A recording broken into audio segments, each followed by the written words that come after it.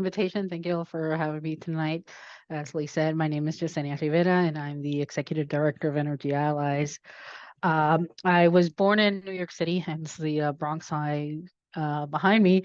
But when I was 6 or 7, my parents moved to Puerto Rico because of my asthma. They that and it was the 80s. They didn't want to raise 3 little girls in New York City in 1980. But it just so happened that moving to Puerto Rico made my asthma that much worse. The weather was crazier, and the fact that I've lived with energy insecurity ever since. Our power would go out for all sorts of reasons, mostly for hurricanes, and there were tracks where we wouldn't have power for weeks. It felt pretty normal to me at one point because it was like that everywhere else around me until I went to high school. I went to a private high school, and I realized that that was not the norm for everyone. That just happened to be the norm in my neighborhood. The more affluent neighborhoods were fine. They didn't lose power for weeks at a time. So when I was working as a housing counselor, it was at the height of the foreclosure crisis, and I had a lot of clients that would come in, and even if we could get them a modification on their mortgage, they still owed so much in utility arrears. They would have like $600-800 a month in utility bills, and I started thinking there has to be a better way.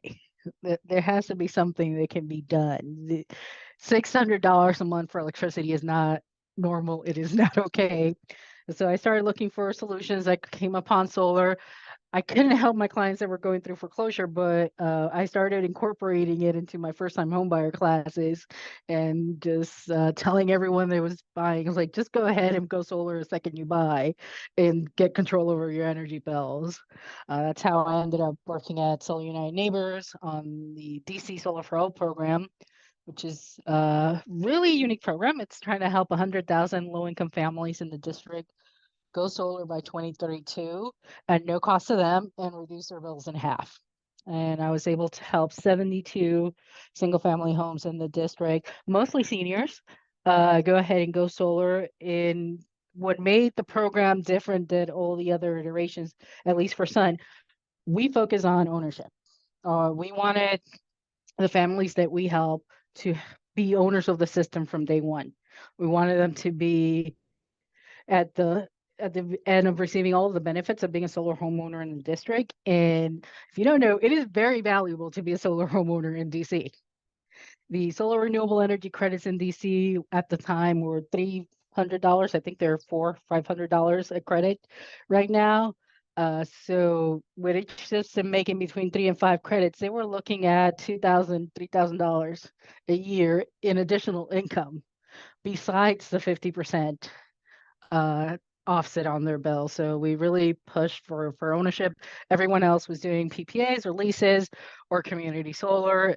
So it came with a lot of challenges, and I'm happy to talk about those another time. But realize that helping one household at a time while meaningful, it made a difference in these families' homes. But not everybody could go solar that way. Either folks didn't own their roofs, or worse, their roofs were not in good condition to be able to structurally support a solar system. So there were a lot of folks that we had to disqualify. We had to send to maybe one of the community solar subscribers. So started looking into ways that like I can make a difference and really impact like more families, bring more people into solar. That's when Energy Allies, then Solstice Initiative, was looking for an UED, and I took the opportunity to really focus on what we say is the most democratic form of energy, which is community solar, at least in principle. Unfortunately, not in practice. There's still a lot to do. So at Energy Allies, as you can guess, we focus on community solar, but we focus on community-led solutions. We work with communities in the Northeast and focus on not going into a community and telling them this is what you need to do, but more in going into a community and listening and hearing what it is they need, what it is they want, and working with them from that point. And for example, we have a project in Boston which the Community Advisory Board is about to incorporate as its own solar cooperative in the next few days, and it's working on its first community solar installation in Dorchester. So we're very proud of that. And now, taking advantage of the IRA, we are looking into becoming a nonprofit developer ourselves. So I'll leave it at that. I'll hand it over to Jessica.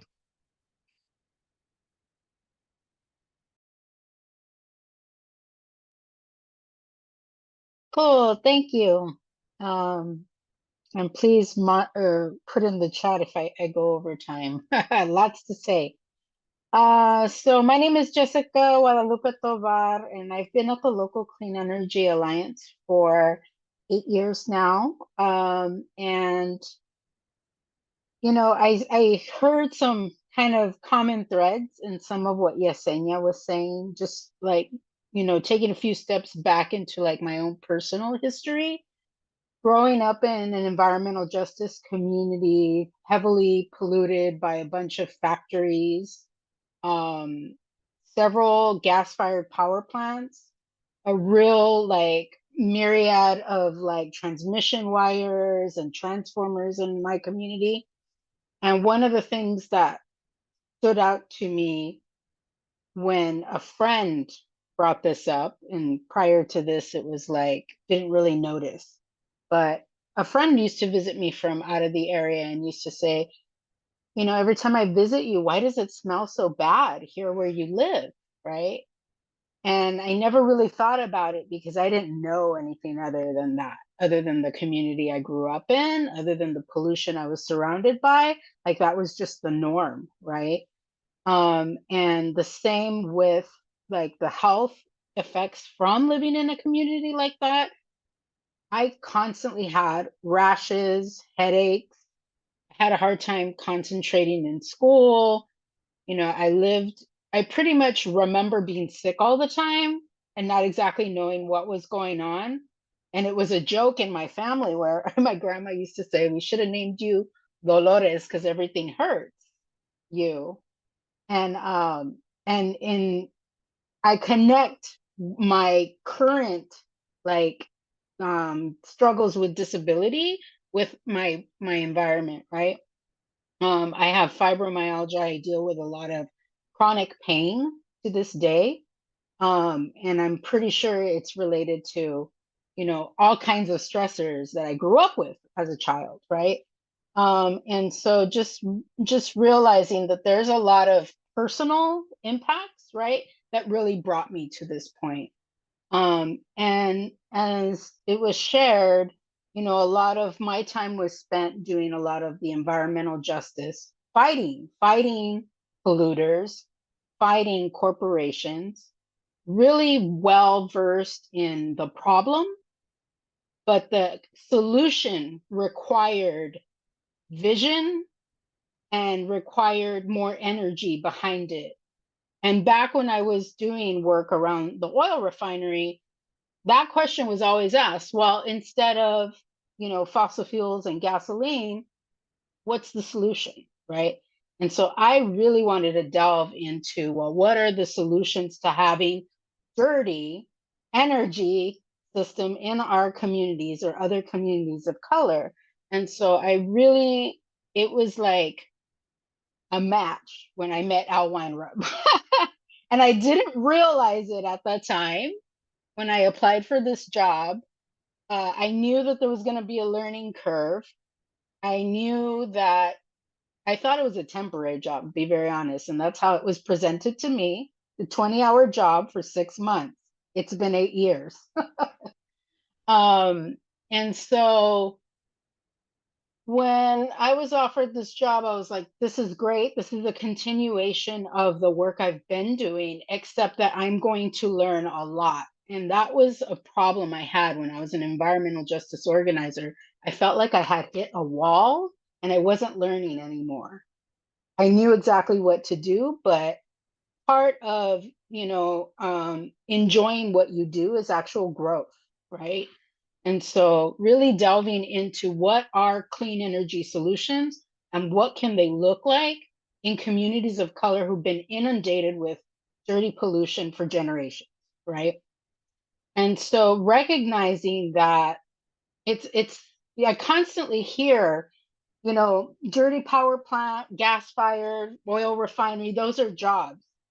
Those jobs are not necessarily for the people that live there. That's number one. Number two, whoever works there is very, very well versed in the fact that A, it's a dirty job and it affects your health. B, those things are a ticking time bomb and there's a real safety issue for the workers and for the surrounding communities, right? So really making the connection to not only are we being inundated with pollution, but those are not clean energy jobs, they're dirty jobs. And those are jobs for people who don't even live in our community, right? So there's this like constant thread of unemployment, underemployment in communities of color. And this is where like the intersection of like economy and having a good job, a clean energy, dignified job, and how do we push the envelope further and make it so that these are actually union opportunities. And there that is complicated in itself, right? So the work that we do at the local Clean Energy Alliance really addresses a lot of these questions, right? And what we did was we advocated for a local community choice program. Community choice is a type of statewide policy in California that allows cities and counties to take over energy procurement, the buying of energy, right?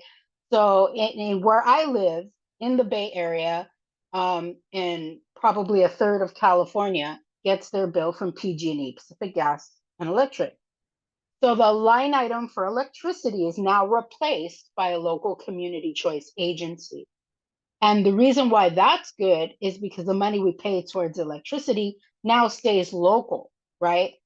And we can advocate to our local electeds on how we want that money used, because that's our money, right? So what we really emphasize is we need to address that we need to be producing more clean energy in our communities that have been inundated with the dirty stuff for way too long. That's number one. Number two, and that's the hard part, okay? The second part is we also need to build more energy assets. That is not just about the production of energy, but also addressing reducing energy waste. That's energy efficiency, sealing up the windows, sealing up the cracks in our homes so that when we run our heater in the winter, that heat is not escaping from the house. And we don't have to run the heater all day long. You turn it on for an hour maybe, and that warmth stays in. And then you turn it off. You save money there, right? I see a hand going up. Is that a question? Is that time? Okay, I'll keep going. I can't see whose hand is up, so I just I see. see your own hand up. Is it my hand? You might have did hit I something hit? accidentally. Jessica, Oh, all that you're okay. sharing is wonderful. So please, Okay, please let's continue. keep going. Let's Please keep going. I continue. guess that was my hand. I don't know. I got too excited there with the keyboard. Okay, so sealing up the windows, making sure our homes, our schools, wherever we're at, where we work, that we're not wasting energy, right? We're not having to run the air conditioner all day long or run the heater all day long. So energy efficiency, but also changing our habits and how we use energy, right? So there's a fancy term for it. It's called demand reduction, right? We all know that everybody normally comes home at 5, 6 o'clock in the evening, starts cooking and start doing their operations, flicking the lights on. There's a huge demand for energy in the evening, right? And so beginning to change our habits. And I'm going to give a good example of habit. I hate when I enter a room and the curtains are drawn and the lights are turned on and it's daytime outside. What's wrong with that picture? Like, open up the curtains, right? Let the sun shine in. It's free and it's good for you. And it provides light, right? So that's an example of changing our habits. Like, why do we have to have, or even designing buildings better, right? To draw in that light. or opening up those windows, opening up the doors, and just taking advantage of, the free natural light, right? And then other ideas are investing some of that money into nonprofit organizations that are trying to address needs in the community. So a good example is funding to educate people about changing their habits, right? Or also signing up for low income discounts for their bill. A lot of us are living in debt, right? Because of energy. But oftentimes we don't know what programs are out there and available to us. Are we even eligible? Having organizations that have relationships with people in the community to be able to explain these things, sign us up and organize us, work with us, right? To address issues is another way. Another way is providing funding for community-based solutions, right? What are our innovative approaches to energy problems in our communities? Only us have the ideas to best address the problems that we have in our community right now. So providing grants for organizations, right? I'll tell you this much. If somebody said we have this much money and you want to build a resilience hub, we would have done that 2-3 years ago, right, Cheda? What it boiled down to is we didn't have the resources. We didn't have the money. We didn't have the technical assistance. Those are the things that we need from our local agency, energy agency. And so those are things that we're still advocating for, right? We have to pry this money away from these agencies, right? And so, that's just a couple of examples. Other things that we're really advocating for is switching out like those diesel trash trucks that come pick up our trash every week and drive through our neighborhoods. Switch them into a clean vehicle to reduce that pollution. What about our school buses that our children ride in? What about paratransit that our grandmas ride in, right? To see the doctor. Those are all dirty diesel vehicles. How about switching them into something clean so that we're not compromising the health of our children, the health of our elders, right? And reducing that pollution that's being emitted as these things are driving through our communities, right? So there's different angles that we can, start to flip the script into addressing, the issue of health, pollution, jobs, etc. in our communities, affordability, right? Generating this local wealth in our communities, for example, right? And all these things address climate change without even, saying it's for, to address climate change, right? So all those changes really would improve our communities at a local level, but have impacts, on the rest of the world. And so that's just an example of the things that we've been trying to address in policy through community choice, through statewide efforts. But I also want to say is we've also tried to build like community shared solar ideas, like a community Eastbury shared solar program. We did a lot of work for that. We've been trying to build the microgrids and get the money and the technical assistance for that. It's hard. It's not easy, and it doesn't happen immediately. And part of it is because we have to fight for those resources, right? And then who here really has experience deploying, deploying some kind of like solar program in your community? The majority of us do not, because that system was never designed for us. And so what we're here today is to be like, hey, we need these resources in our community, and we need to do everything we can to get them here and become the experts in deploying the energy resources that are solutions in our communities, right? So that in a nutshell is the work that we've been doing. The building part is hard because we're a small organization, but we are very well networked. A lot of what we do is build coalitions. We have incubated organizations. One of them is known as Reclaim Our Power Utility Justice Campaign. They have a microgrids cohort. Cheda was a part of that some years back, in making that happen. And then, so we're trying our best with the little resources that we have we're small but mighty, and I'm really excited to continue talking to you more about this. So I hope you do have questions for me.